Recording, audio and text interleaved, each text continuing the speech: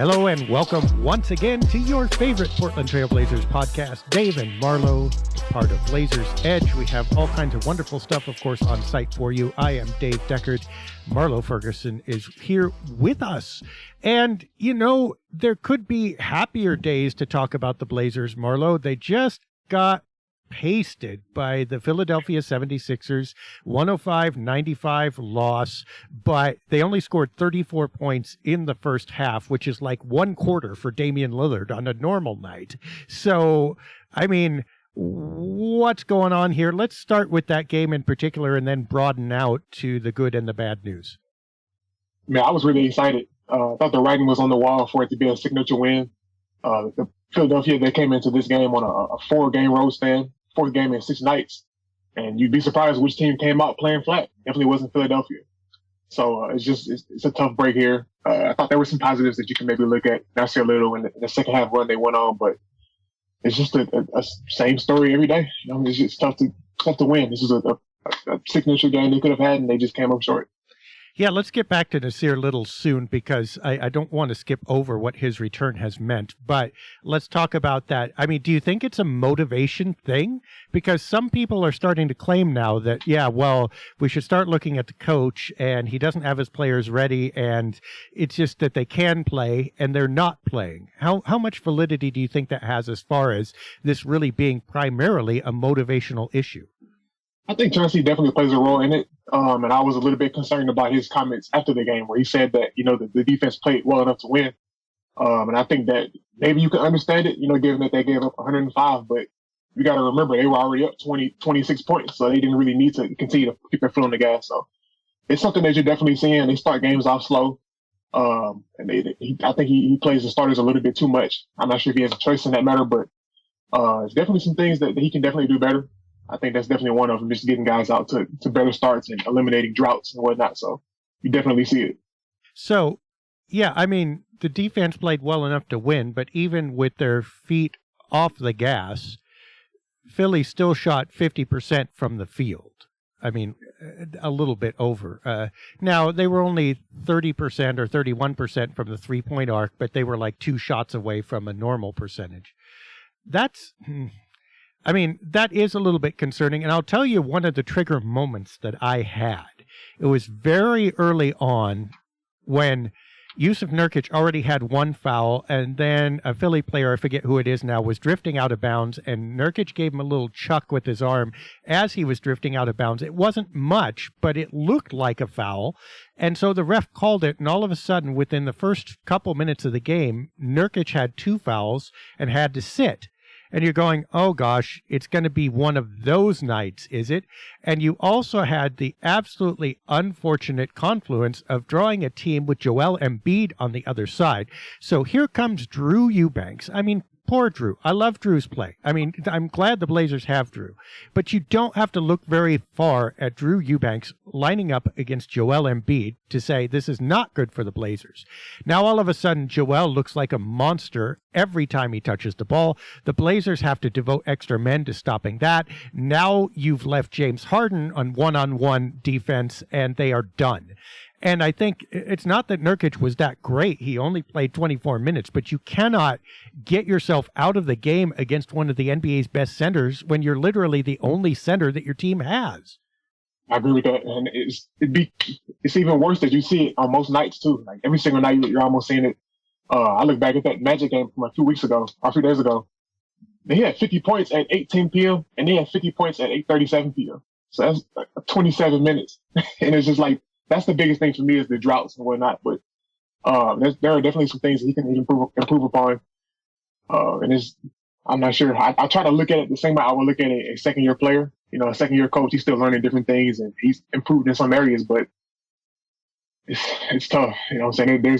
I look at the schedule now, and there's nobody we can't lose to. There's nobody that they can't beat. So yeah, I think that's a fair assessment. That I was going to write about this, that it's about the Blazers' bell curve, right? And when you looked at their hot start and the way they were playing, you go, well, some of these games should be winnable now. So the bell curve of their victories kind of moves up the scale, where if they're really extreme, they can win almost all their games. But if they're really not, if they're extreme on the other end, rather, they'll lose half of them or more. But the fat part of the bell curve is over winning. Now it seems to me the fat part of the bell curve is drifting toward exactly the middle. I think they're on the extreme low. I think they're going to get better, by the way. This is going to clear up. You're going to be fooled by this team soon. But the fat part of the bell curve is right over 500 right now, which seems pretty much where they're going to end up at the end of the season. And when the bell curve moves versus some kind of weird thing happening, it feels like this starts to be more of a roster construction and coaching issue rather than just a player issue. I'm glad you feel inspired by it, because I'm not sure if I do. I feel like every season is kind of like a bingo board now. Phase 1, you're going to go through that holy cow, we're contenders phase. Phase 2 is going to be, we might need to tank. Phase 3 is, Damian Lillard scoring 40 or 50 and you still lose a game. And so now it's looking like it's going to be kind of similar, where you get hot at the end of the year, maybe get a 6th spot, competitive first round out. And obviously, you hope to be proven wrong on that, but we can only base it on what we've been able to assess them with. And I think another thing that's kind of concerning is that the offense and the defense are seldom, working together at the same time. Since December 19th, they've ranked 6th in defensive rating and 5th worst on offense. So you can never really get those two things working together, and it's tough to see. You get that potential and you can't get there. Yeah, I mean, we'll talk about the offense in a second too. Let's not forget that. But what you're suggesting is the Blazers are back on their crap, basically, right? They're back on their drug, right? Basically, yeah. Okay, yeah. Well, I mean, that's a definite possibility too. But the good thing for Blazers fans is that drug usually includes a playoff performance, right? And sometimes second round. But here's where we are. I think if you were looking for change this season, radical progress, they're certainly not showing it, and it doesn't look like they're going to show it. How much of a transitional year is this? I've heard that argument too, and I've made it myself, and I'll continue to make it, but I'm curious as to your thoughts. Should we expect radical change this year? Should we expect them to be dramatically better, or does this cake need longer to bake? I think that even an incremental improvement would have been a little bit better. You know what I'm saying? I'm not saying you got to go out and win a championship, but the roster intact as it is right now, you got talent across the board. I think there was always going to be a ceiling on what you had based on just the size disadvantages that you give up. And you see it when they play playoff teams. Like you look at Denver, like the game that game they played earlier this week. How many times did you see Damian Lillard get stuck on Jokic or Aaron Gordon? So it's just tough, and that the best teams are going to be able to pick that out. So I think that, I'm saying expecting a championship was always going to be tough, but they should be a lot better off than they are. And they should start off games a lot better than they have. They got veterans on this team. They're a young team, but they've got veterans too. So it's inexcusable if you ask me. Yeah. Well, and I think we're seeing that they're vulnerable to teams with centers, right? Now, Philly, they're not going to see unless they make the NBA Finals, but Denver has one. The Lakers technically have one, although Anthony Davis hasn't really, he's only killed Portland in stretches. But does it scare you now that there are a couple teams in the West who might be nearly unconquerable just because they have a good matchup at one position? I think I'm past scared. This is something that I've noticed year after year. Like the Denver game, you basically see that every time they play. The matchup hunting, those finding guys, and it puts the guards in such a bind. Like Lillard and Simons aren't good defenders. They aren't great defenders, but there's only so much they can do when you got Nurkic rolling down the lane and you got to pick if you're going to tag him or if you're going to go try to switch again. And it's tough, but I think you're going to definitely see that matchup regardless of who you play. Like teams will run that with the forward. The Blazers aren't going to be able to escape it. You know what I'm saying? You can try to hide, but you can't hide. Well, what's happening is the wave is crashing in from the other side, right? It's like the Blazers built up a sand wall against the ocean at the guard position, and they did it using their forwards and, in some ways, Nurkic, who, by the way, is a pretty good help defender when you give him a chance. If he doesn't have to cover too much space, he actually is really good at swinging over to help against penetration, okay? So you get this weird thing where the Blazers allow a lot of rim attempts, but they're pretty good at defending them. The problem being, of course, that rim attempts are hard. Pretty good at defending rim attempts is relative. They're still pretty successful. But anyway, let's give Nurkic some credit there. But you have the setup where everything's meant to help the guards, to disguise their lack of defense. Okay, so the Blazers are all facing that way. Now all of a sudden you have the same problem from the other side at center. And the guards have to now turn around and help the center. And the center is overwhelmed. Uh-oh. You're not set up for that. That's not going to work real well. And second of all, even if it does, if you then have a guard who can come from the first direction, like Harden or like Jamal Murray in Denver, right?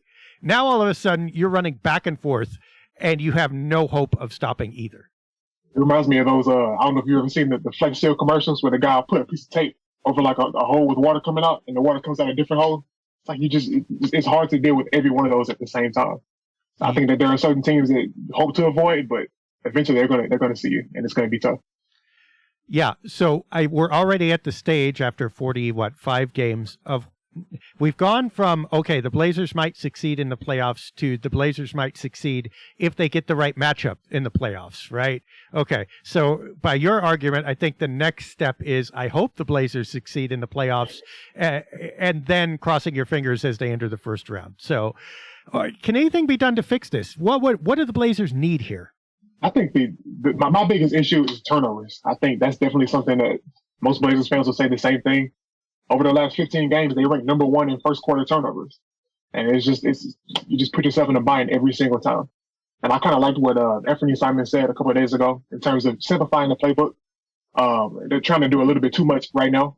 And it's been a weird situation for them. So I think if you simplify that, get rid of some of the randomness, as he called it, and just get back to getting into the basic sets and getting the right players in the right positions, I think maybe you can benefit from that. But it's just tough when you're playing from behind every single game and you got to press, you got to force it. And I'm not sure what they do there, though.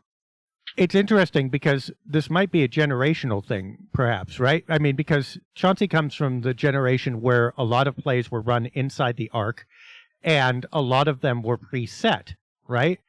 Whereas you have this pace and space generation that's used to spreading the floor and then reading. And the three-point shot is one of your main weapons, one of your first options to do that, right? Now, I'm not saying that Chauncey is three-point averse. Obviously, the Blazers have got more three-point intents as they've gone along. But Simons may have a point that, okay, we're speaking a different language here.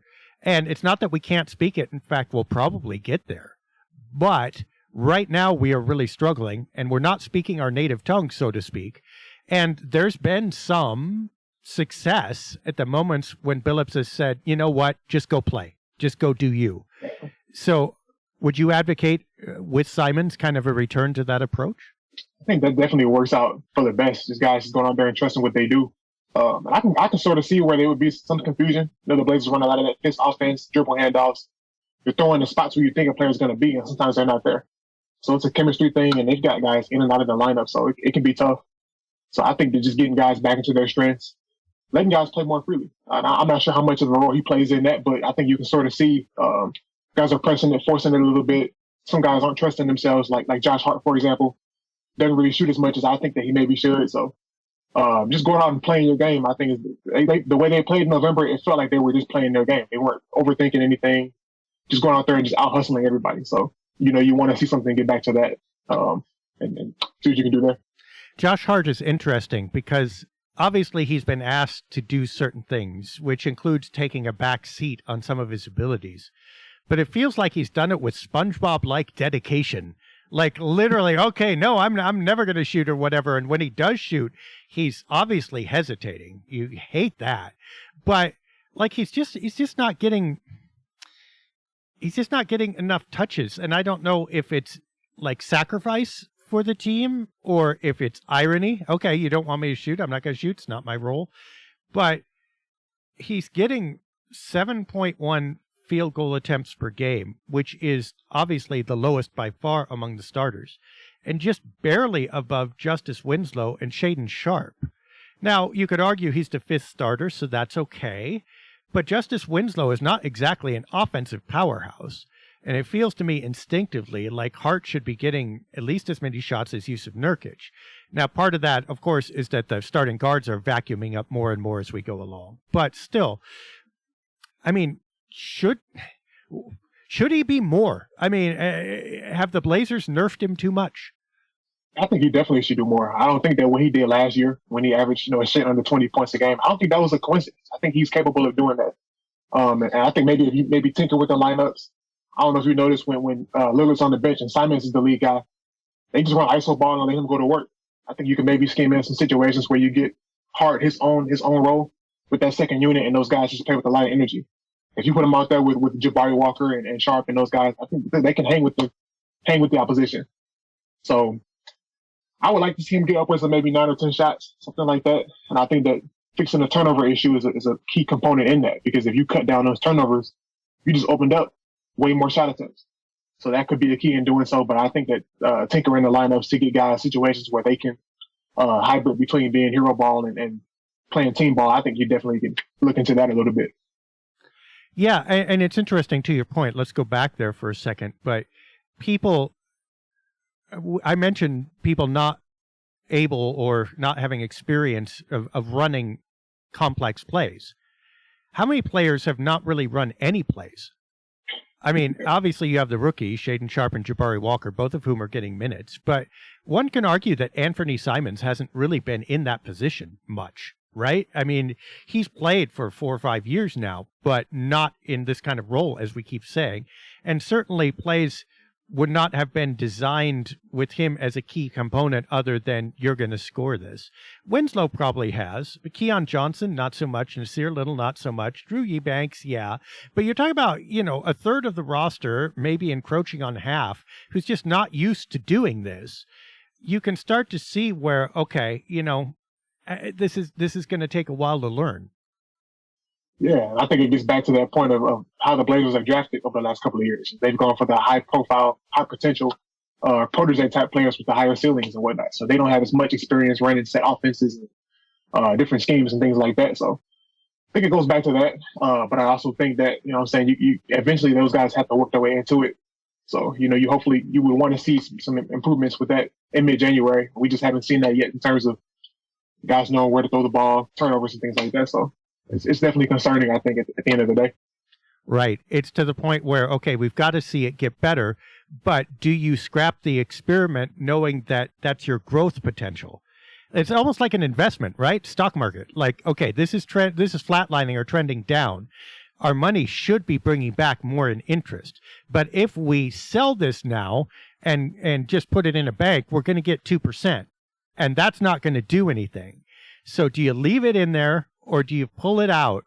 There's no easy answers to that other than you hope your stock would do better. Yeah, I think you just got to hope at some point. I do like that they're starting to run more sets for Sharp, for example. He had a nice little back cut for an alley-oop jam and things like that. Just putting guys in positions where they can score more.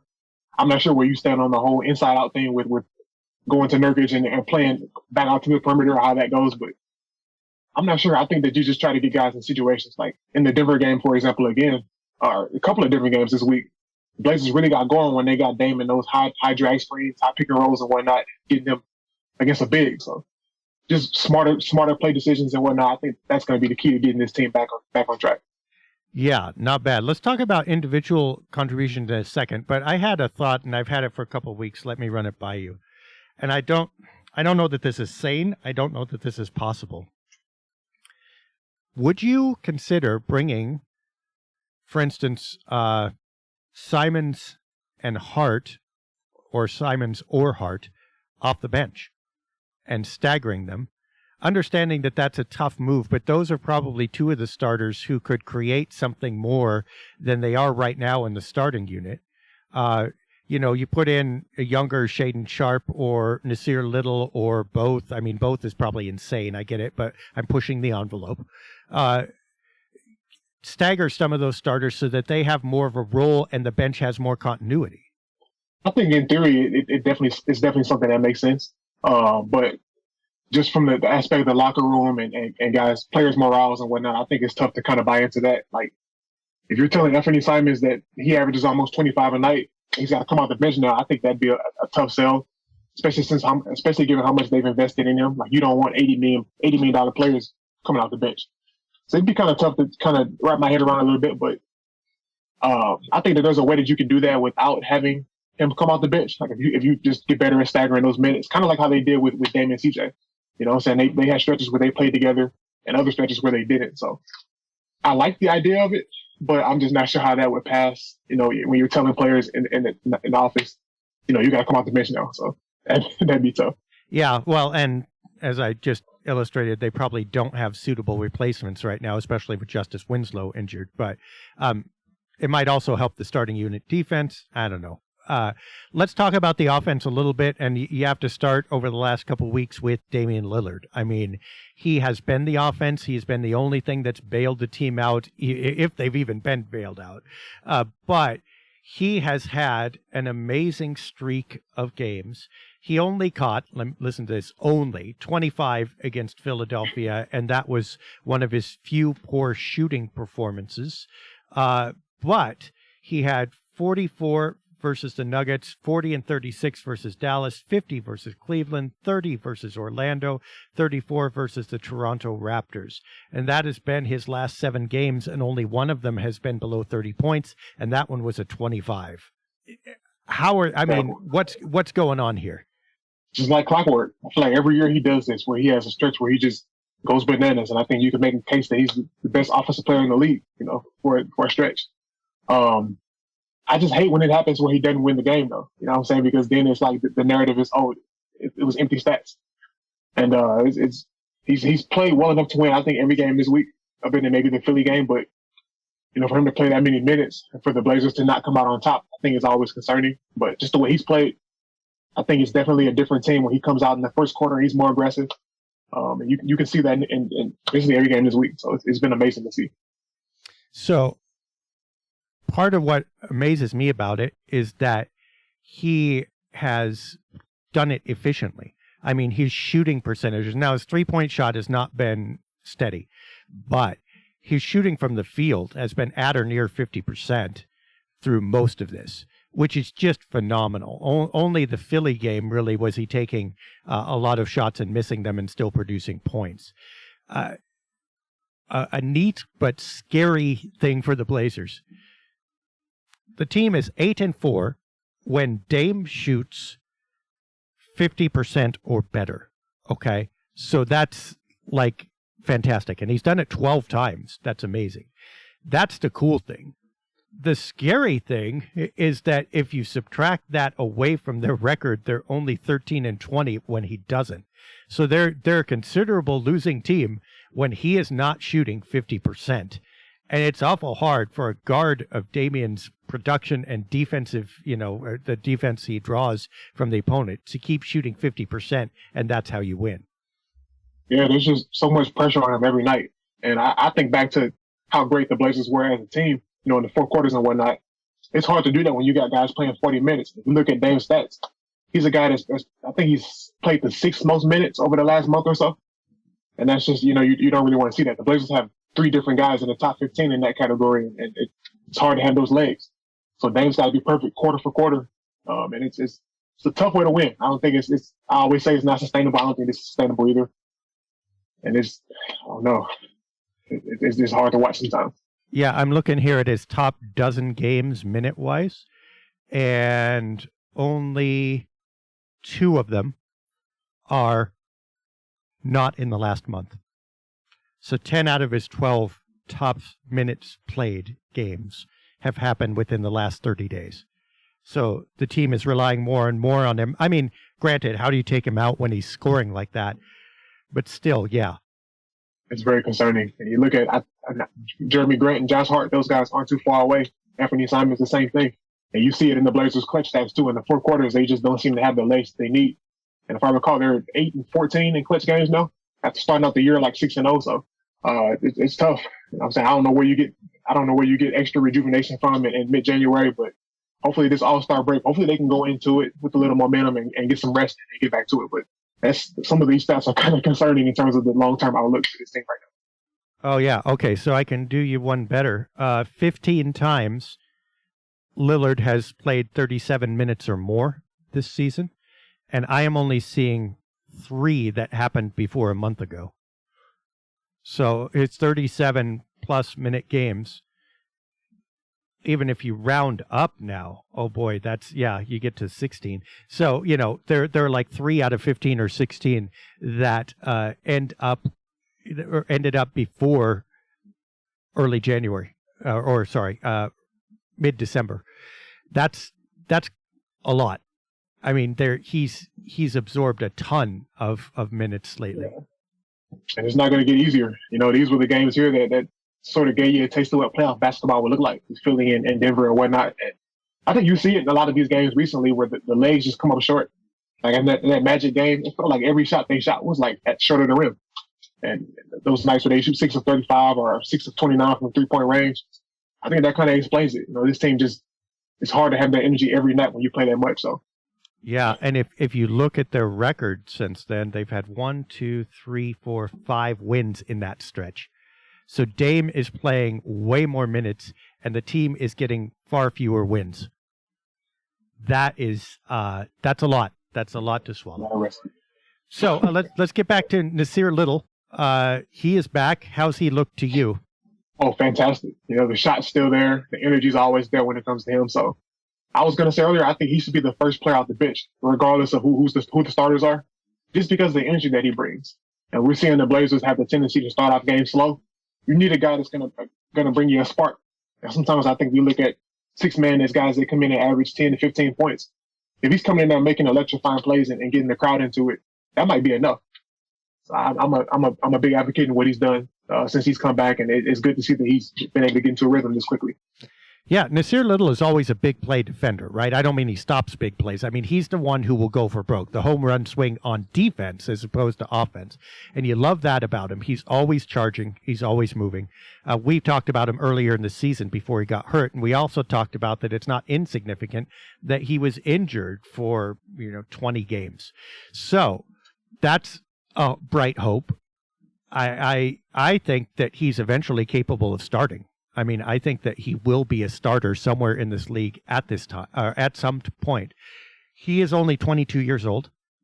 He is younger even than Anfernee Simons. So I think there's a lot of potential for the Blazers to be excited with about. Now, do I think he's going to be a superstar? Probably not. But can he hold down that position and give you that extra foundation to build on with your flashier stars? I think so. Yeah, he's a certified impact player. I think that you can never have too many of those kind of guys on this team here. And wherever he fits in, they have to put a guy like Hart on the bench. It's going to make the second unit better. So I don't really see any negatives that come with putting a guy like him in there. And I think that in a perfect world, it's something that helps get the Blazers defense going. Because we've talked a little bit about how they've improved, but now that you've got guys like him and Gary Payton II coming back, you're hoping that, that energy is infectious across the roster and everybody gets better at it. So that'll be something that I'll watch going forward, just seeing how they manage to mesh those guys together and the energy, how the energy, because this many games at home, that home court advantage at Motor Center is impressive. So you just want to see guys that can take advantage of that and get the crowd into it and see what you can do, get the ball rolling. So let's talk about Gary Payton. He has actually played in 5 out of the last 6 games. And he's had 1 appearance over 20 minutes. Otherwise, he's in the 15 range mostly. He's had some offensive ups and downs and some games. I mean, he's barely shot the ball. Okay. 1 game against Dallas, the first one, he was 4 out of 5, scored 10 points. Other than that, he's not taken more than 2 shots. But he does make a difference on defense, don't you think? Absolutely. He had a sequence in that Cleveland game where he was picking up Darius Garland like full court, and they were trying to run a pick and roll and switching them on to Kevin Love, and he showed that he could defend in the post too. So you're talking about a guy that's multifaceted. And I think that the offensive things are sort of to be expected. He was never really a great offensive talent, but just the energy and the fire he's going to bring each night, it's going to make his money in that way. So I think going forward, you definitely keep him in the lineup, keep him in the rotation, and maybe encourage him to take that 3-point shot. Because he shot the 3-point shot pretty well over the last couple of weeks. So just little things like that, I think, are going to go a long way. Yeah. I mean, you can tell the difference when he takes the floor. And I don't just mean in the team. I mean, they still need to pick it up, right? but when you watch a good defender, you can tell it. And Gary Payton is a good defender. And it's night and day when you compare him to some of his backcourt teammates. And it's really weird because it's been a while since we've seen really good defense in the backcourt here. It's his stance, it's where his eyes are, it's where his hands are, it's where his feet are set up, it's how close he is to the opposing player, it's how he reads. There's just no substitute for it, and he's got it, and a lot of other players don't, unfortunately. The question is, can you pick that up? I mean, can he rub off at all on anybody, or should he be huddling up with Nasir Little, for instance, or even Shaedon Sharpe and going, okay, here's how this is done? I want to see him get more action with the starters, personally. And I'll tell you what gets me excited about it. The Blazers love to run like Jeremy Grant on a guard. Okay, now you can put Gary Payton on that same guard and you can get some size up in the front. Like you can get Jeremy Grant guarding the best perimeter player as opposed to a guard. So just the different versatility that it's going to bring you, I think is really exciting thing about. And looking at the numbers now for Gary Payton, he's shooting 71% from the field this season on 14 shots, so not a big sample size, but 4 of 6 from 3. I think there's a lot to like about his box score at this time, and he's only played 6 games, so it's only going to get better as he gets his rhythm going. And like I said, just the versatility that he's going to allow this Blazers team to have defensively. I think that not all is lost. It's not great right now, but I think they can definitely get better with guys coming back in and working their way back into their rotation. Yep, absolutely. Well, we talked about Philly and Denver a little bit. How about the Dallas wins? Did you notice anything from them? I mean, it looked for a minute like the Blazers had turned the proverbial corner. As it turned out, I think they beat Luka once, and then he didn't play the second game. So in retrospect, it may not be so huge, but that sure felt good over the weekend. Man, every win counts. And it was nice to see that happen over the weekend. They had 2 of their 3 best games in terms of offensive rating against Dallas, and I think that the biggest thing was that it was just nice to see the Motor Center rocking. There were times during that game in Philadelphia and Orlando where it was as quiet as a Sunday church prayer. You know what I'm saying? You could have heard a pin drop. So to see them get going in Dallas, I think was huge. And looking at the box score, the plus 22 in the rebound column, I think was the biggest thing. You really never see that. So it was awesome to see them get that sort of advantage on the glass. And part of that was that they weren't missing, but you want to see as many of those as you possibly can. Yeah, I mean, to me, that first game was a classic coin flip, and I don't mean in terms of score, because the Blazers actually hammered them. But it was one of those games where Portland shot, above 50% and above 40% from the three-point arc and allowed the opponent to do the same, which they do a disturbing amount. And those games, to me, are kind of like, okay, we're just going to throw it out there. It's going to be a wild card. We're going to see what happens, right? Well, the Mavericks found out that if the Blazers are hot and it's it is a coin flip. It is a wild card. And the wild card turned up 136 points for them, and Dallas couldn't match, right? And the next night, it was 140. So, I mean, the lesson pulled from this is, first of all, the Blazers are a really capable offensive team when they get rolling. Second of all, as long as they can score 138 per game, they're probably going to win. But I don't know that really taught us anything that's bankable, because obviously you can't score 138 every night. I liked the second game somewhat better than the first, I think, because I just thought there was a little, let's put it this way. It was easier to defend the Mavericks without Luka, obviously. And I think the Blazers played smarter defense, and they were able to target down on the players they needed to. The first game was just crazy, but fun. And, at that point, you needed the win, so you go, yay.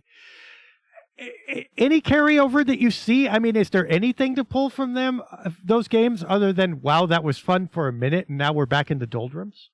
It's kind of hard to say, because right after that, you see what they did against Philly. So yeah, and Denver. I think it's tough.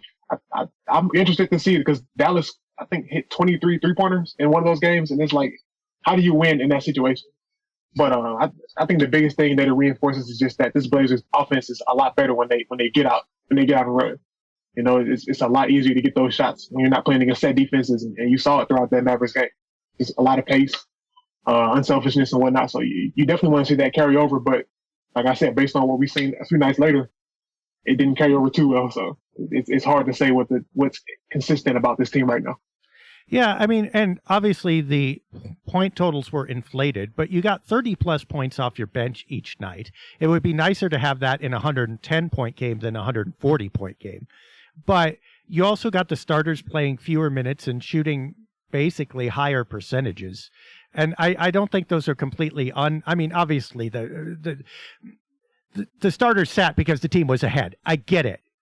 But you didn't get those garbage minutes where all the shots were missing and whatever, and everybody's tired, and you're not ramped up adrenaline-wise to try to go win the game, which actually happens to the Blazers a lot. You get more minutes, but not necessarily more efficiency. So the bench has got to step up somewhere. They did more in this game with more minutes, less pressure. How do you? I mean, I want that to translate into a game that matters for the bench. That you've got to believe that these guys, Shaedon Sharpe coming off and scoring 12 or 15, or Gary Payton scoring 10, or Nasir Little scoring 10. Those are important things that will really help ease the pressure on the starters and allow them the rest that they need. I'm right with you. You definitely want to see it against a quality opponent in a game that really matters. I think that, for me personally, I think that you just want to see one of these guys get hot. One of these guys gets hot on any given night, whether it's Sharpe, Keon Johnson, Gary Payton II. As long as one of them gets you 10, I think you give yourself a fighting chance. Because Portland has one of the worst second units scoring-wise in the NBA. You make up a big part of that if you just get one of those guys going. Like Philadelphia yesterday, they had Tyrese Maxey. He had 13 points in 10 minutes. And for reference, the Blazers had 18 points as a unit. So as long as you get one of those guys going, and maybe that means, I think Sharpe is definitely the guy that you think it's going to be. But I think that's the key, is just hoping that one of those guys gets going. So you don't have to rely on the starters playing hero ball and whatnot, and playing from behind. Yeah, I mean, gosh, it's hard. It's hard to ding them because they've been injured, right?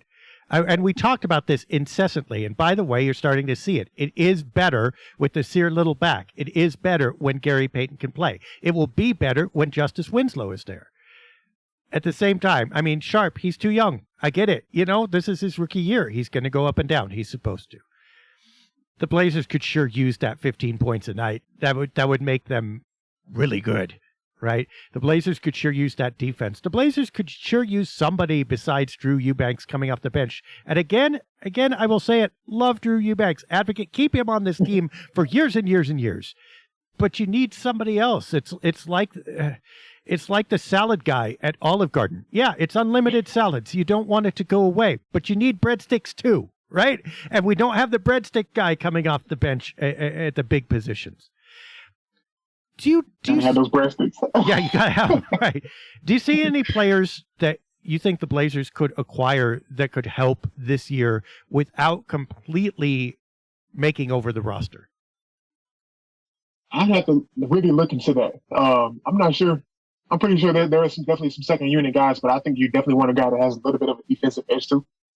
But I don't know. The first name that crossed my mind is probably not something you're going to like, because we've had him before on the bench. So, you know what I'm thinking of? Carmelo Anthony. Uh-oh. I don't want to go there. I don't want to go there. Go for it. Go for it. But the Blazers have had 5 games out of 45 this year in which they've outscored the opponent's bench. They're 2-3 in those games in which they do. 5 games out of 45. I think that you got to go get somebody that commands a little bit of respect. And I'm not saying it's got to be Carmelo, but that was just the first name that kind of.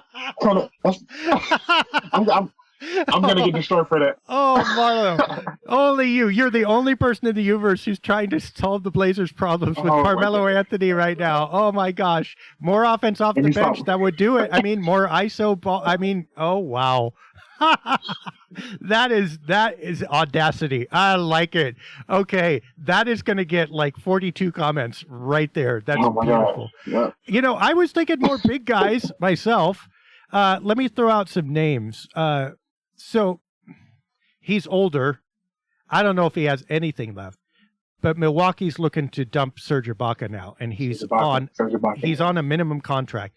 He could probably be had for a second-round pick, maybe a future second-round pick, and a salary trade of someone on a minimum contract. Would you go so far as to say anybody of size is going to be a help and take Serge on the team? I mean, he is 35, but I think he took the championship pedigree. And he's played well in spurts for Milwaukee, so I think you can definitely do worse than Serge Ibaka.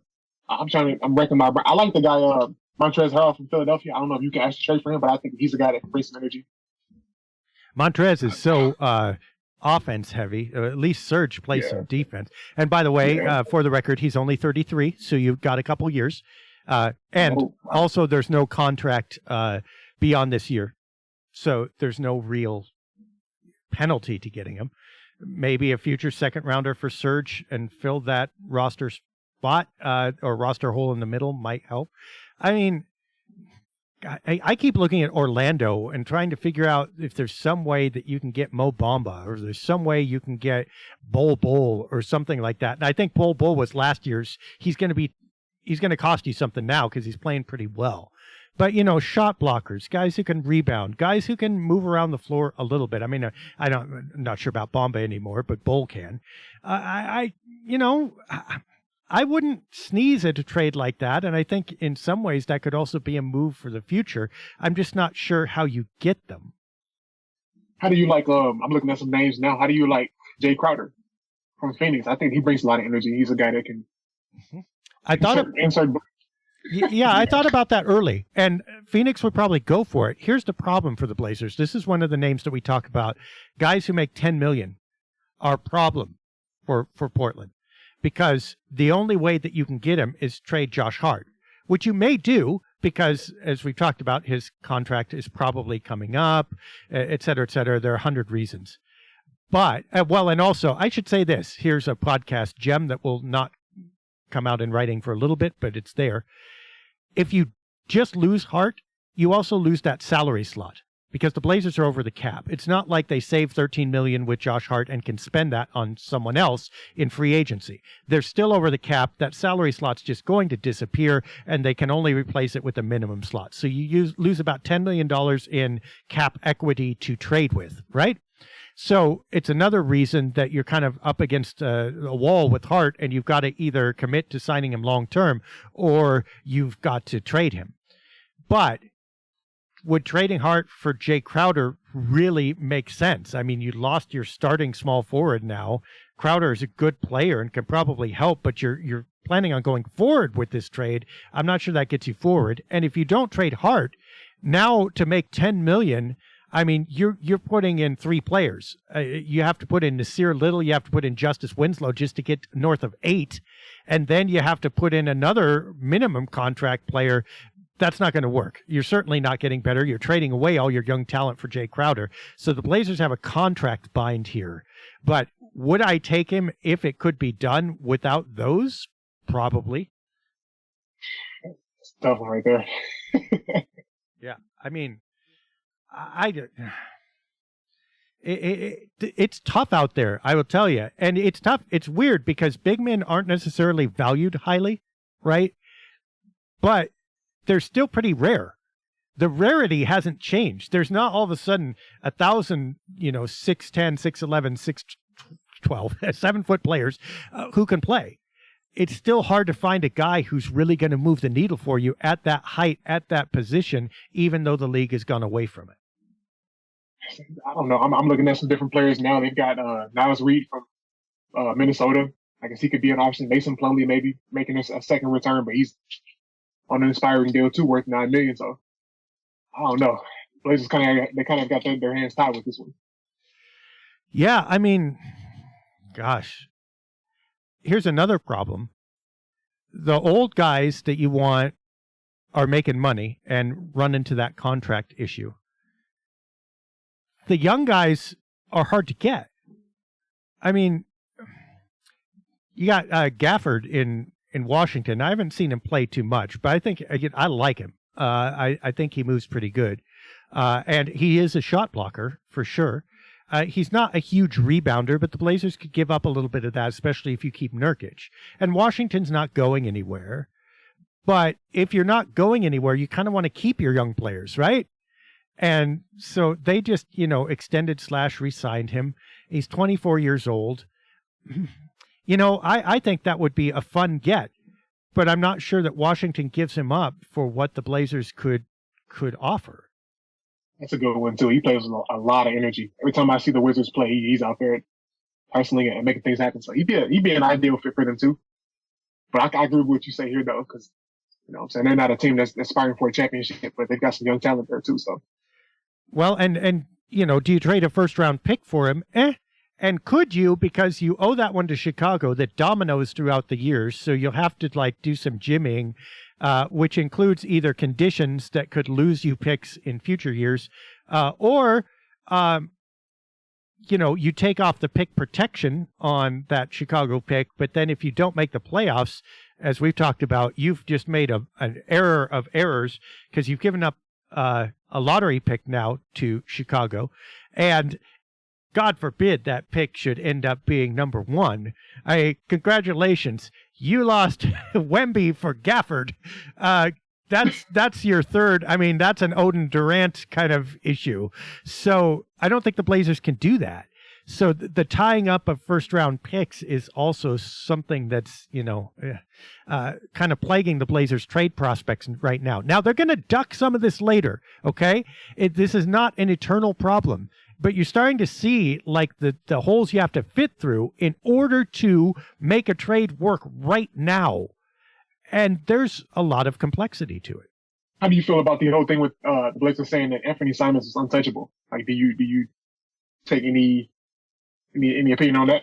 I was going to ask you the same thing, but I mean, I have a mailbag question coming up on this that'll actually publish in between. It's a follow-up. And it's like someone asked, you know, hey, if Anfernee Simons is untouchable, basically, why wasn't CJ McCollum? Because they're very similar, and the Blazers aren't going anywhere with this kind of lineup anyway. So why would they hold Ant above trade? And I would go, okay, they're really not. I think what they mean is he is untouchable for anything that they can currently get with him. I believe that if the Raptors were willing to talk Pascal Siakam for a package that centered around Anfernee Simons and another starter, the Blazers would find Anfernee Simons more touchable. But that's not happening. You know, that's our dream trade, right? I don't know about you, but it's mine, right? I just think that Simons can't bring enough back for them to consider touching him right now, and they're not going to dump him for something less because he's 23. He's insurance against Damian Lillard either not working out or leaving. He has got a skill set that is not exactly unique, but it's good, it's serviceable, and it's not going to go away. Scoring's never going to go out of style. I just think there's too much potential and there's not enough return at this moment for them to consider trading Simons. How about you? Me personally, I don't think that I'm subscribed to the idea of saying anybody's untouchable. You know what I'm saying? I think that's such a big word to use. And you risk complacency with that when you tell somebody they're untouchable like that. So, for me, I think that you definitely want to shop your options because he's a guy that's, like I said, he's young. He's a guy that was playing at an all-star level at certain points this year. So you can definitely see what you can get for him. I thought about you when the Blazers played the Raptors when Lillard and Siakam had that scrum. I'm like, oh, here we go. The trade just got messed up just like that. But like I said, I'm with you. If they call asking about Siakam, I think I'd definitely take a chance on that. But I don't know. It's tough to say. There's a lot of speculation in there. Yeah, I mean, gosh, it would probably take, first of all, you'd have to give Chicago the pick, right? Because you're going to throw first rounders in here. So you give up that pick, but then it's like a package that you could offer. Simons, Nurkic, Little. I mean, I'd like to drop Winslow in there instead of Little, but it's an expiring contract. I'm not sure they'd go for it, but maybe they would. If they do that, I'd sure do it. But let's say Simons, Nurkic, Little, 2 future first-round picks, and the right to pick swap at least once. That's probably what you're looking at for Siakam. So you're screwing your future drafts, but you're picking up Pascal. I mean, I'd still think about it, I think. I mean, just because you've committed to keeping Dame. I mean, does that sound like something that you'd do? I don't think you ever really commit to anything like concrete like that. I think you always want to try to shop your options and get on the phone and whatnot, especially for a team that's 21 and 24. Like, nothing should be set in stone for a team that's below average like that. So I thought it was a little risky to say that. I think Chris Haynes is the one that reported it, but it's just, I don't know. For a team that's below average, I don't think you ever want to say anybody's untouchable or anything like that. So that's how I feel about it. Yeah. All right. Well, oh boy. I'm trying to scoop other names up out of the, NBA dustbin. And it doesn't seem also to you that this trade season is a little bit muted. Like there's not quite as many names floating around right now, perhaps because there are so many teams that are in a position to do okay. Like there are very few teams that absolutely are out of it and looking to dump salary. I'm looking at a trade deadline big board and they're saying that like Miles Turner and John Collins are the top two guys. So not a lot of star players there, but yeah, the Western Conference is so wide open that you don't want to put all your chips in it. However the saying goes, we'll just put all chips on the table or whatever. So, it's definitely the opportunity to get role players, but star players, you kind of worry about that. None of those are. Right. And at this point, I don't think anybody thinks John Collins is going to cure the Blazers. That was like 2 years ago, right? And then you would shift the lineup around him. But adding John Collins to this mix probably won't do it. Miles Turner would be great, but I don't think the Blazers have the juice to get him. They'd have to overpay, and it would weaken the team about the same amount that Turner helped the team. So I don't see. I mean, would I take him? And should they get him if they can get a nice deal for him? They should, but I don't see that happening. So yeah, my assessment is it's going to be either a super incremental move, like that just makes you go meh, or it has to be a huge move that nobody's expecting that really rips out half the roster and exchanges it for something where you go, this is what we're pinning our hopes on. I don't see a lot of in between happening in the next 3 weeks. So it's probably going to be a quiet deadline. Yeah, I just wonder how much Damian Lillard has as a factor in this too, because you got to take into account him and his competitiveness, him believing that the Blazers are on win now mode. So I'm pretty sure they're going to run everything by him. So I think that's going to play a role into it too, personally. But I don't think you want to be trading mediocrity for mediocrity. So it's hard to say what they're going to do at this point. If the Blazers, we talked about this a couple of weeks ago, but if the Blazers are still a couple games below 500 after the All-Star break, let's say like a week after, I'm really tempted to start reining Lillard in at this point because that provided they didn't make a trade too. It's this roster, right? And they're still up and down. I think I whisper in Dame's ear, look, no matter what is going to happen, you're not getting past the second round. It's just not happening this year. So I don't think I'd sit him entirely, but I think I'd start pulling him from back to back, start limiting his minutes, start playing Shaedon Sharpe more, getting Anfernee Simons in that point guard role, and just saying, Dame, come back full force for the playoffs. We'll make a good run at it, but we're going to save wear and tear on you this year, and we're going to make our moves over the summer. The Blazers are showing who they are, and it's not bad, but it's not good enough to justify running Lillard full octane through the rest of the season. Yeah, you definitely don't want to see that. Yeah. Okay. Well, we've had that talk. It's like the talk. It's like the birds and the bees every year, right? All right. So, in brighter news, I mean, they did win 2 last week. Maybe they can win some more coming up. And the schedule gets somewhat nicer. Not entirely, but a little bit. First of all, you get some home games. But you got Los Angeles on Sunday. You got San Antonio on Monday in a back-to-back. You got Utah on Wednesday, and Utah is not playing as well as they used to, although Lauri Markkanen is going out of his mind. Lakers, Spurs, Jazz, all at home. What do you predict? Looking at the schedule, you want to say 3-0, but I think that you got to give the obligatory. They're going to lose one of those games. So I'll say 2-1. I think they're going to beat Utah, but I think they're going to lose one of those two. I think maybe they lose to the Lakers. Yeah. I'll say 2-1.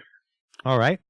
Yeah, I mean, that's not bad. I'll go 3-0 because I don't like to say the same thing as you. Like, God forbid it's 1-2. If it's 1-2, there's going to be doom and gloom. The funeral march is going to start playing around Blazer Nation. After that, they have Toronto and Atlanta at home, neither of which are gimmies, but you hope with home games that'll be good, and it should be fun to see Trae Young and Damian Lillard go at it.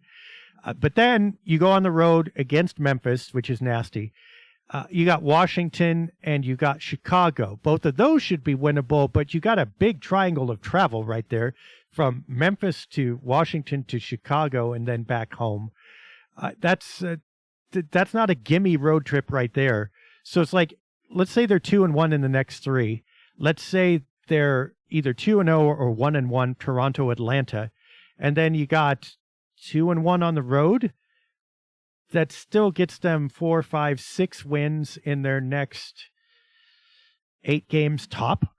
So they go 6-2. That would make them look better. They could go 5-3. So we got 27 and 25, or 26 and 26 and 27, something like that. Anyway, they're still not out of the woods, even if this goes well, is my point. I agree with that. Yeah, I think they're still hanging in there. The Western Conference is so tight right now. I think they're playing for like 13th spot. Just the Lakers coming up tomorrow, Sunday, so that'll be interesting. Yep. It's tough, but one big losing streak I think is over. But if you can get hot over the next couple of weeks, you can see yourself in that play-in range. And it's just a shame we can't play against Maccabi again. Yeah, I mean, it's mind-boggling that you go, this is the stretch where they're going to do well, and I think it is. But again, even doing the best possible is still going to leave them right around 500. That's the problem that they start to face now. And by the way, after that, it starts getting a little bit hairy again, because you got the Bucks and you got the Warriors and you got the Thunder and the Lakers. And you got the Kings coming in after that, and that's not a gimme. You got Washington and Houston in there, but Golden State, New Orleans, at Atlanta, at Boston, at Philadelphia, at New Orleans, versus Boston again. Now I'm skipping over some games, but not too many. I only skipped over like 4 games in there, and I just named a lot of teams that are capable of wrapping the Blazers up and sending them home to mama. So the Blazers need to hit the accelerator right now and hope that the momentum carries over. Yeah, Damian Lillard said that. He gave the old John Cena. He said, time is now. You got to get going. I think the one consolation is that seeding probably won't matter as much since there's not a dominant, group outside of Denver and Memphis. Like if they were the 6th seed, they play Sacramento in the first round. And right now, Sacramento's the 3rd seed. And they got 25 wins. Portland has 21. So they're right there, but you don't want to see that window close. So you got to get it going quickly. And this is the perfect time to do it. Right. Well, I mean, we talk about seeding, but honestly, even if they go 6-2 and are 1 game above 500, that only would put them right now 6th in the West based on today's records. And they would only be a couple games out of 11th. I mean, what if there is no seeding? That's the problem. And by the way, the Blazers in the play-in tournament is not a happy sight either, because they are pretty thin. And let's assume things go as they have been. It's not like they're going to be well rested going into that play-in. And the more games you have to play in the postseason, the worse that's going to get. Something's got to change right now, or it doesn't feel like it's going to change. I agree with that wholeheartedly, 100%. I think the best case scenario is you get into that top 6. Like they're only 1.5 games away from Utah for that number 6 spot. I think if you can avoid that, you can buy your guys a lot of energy. Save them from playing a game that they probably don't need to play in. So I think we basically said it. You got to go out there and get wins and win the winnable ones. And I think that's what's made it so tough with the close games as of late, because those are the games that they make all the difference. You got to go get those and just hope to see them get it going this week. This is a big week for them. Yeah. And by the way, I still think I agree with you that they got that end of the season streak in them. They almost always do. But the question is not whether it's possible, it's whether it matters. And if they do not start winning in the next 2 weeks, it almost doesn't matter what they do at the end of the season. They're going to end up in the middle in a really tough slog, perhaps in the play-in at best. So at that point, you almost wish that they don't have the end of the season run so they can get back in the lottery.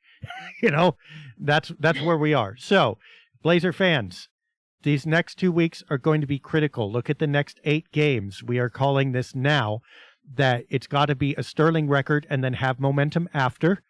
Otherwise, we're going to be having a much different discussion in 2 weeks. In between, we'll have a halfway mark. We'll see you then with the Dave and Marlow podcast. Until then, let's hope for some wins and go Blazers.